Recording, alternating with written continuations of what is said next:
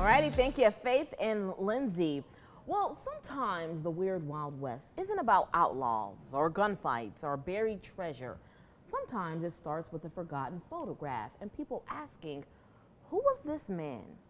So after I posted this picture on Facebook, messages started pouring in from people desperate to know who he was. Well, this old photograph was found at the Coryell Museum and Historical Center in Gatesville, and it shows a black man standing in front of the Coryell County Courthouse, a chuck wagon behind him, and in his hand what looks like a homemade cane cut straight from a tree branch. Now, several people who saw this picture believe this could be Jim Mayberry, a former slave connected to Lincolnville, which is a freedman's town just outside of Gatesville. It was founded by formerly enslaved families after the Civil War. But the heartbreaking part, we may never know his name.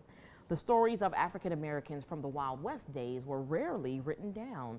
Many former slaves, cowboys, laborers, and pioneers helped build towns across Central Texas, but history often left them out of the record books.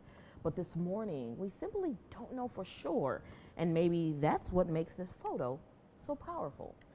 So just a reminder, not every Wild West story was preserved, and not every pioneer got remembered.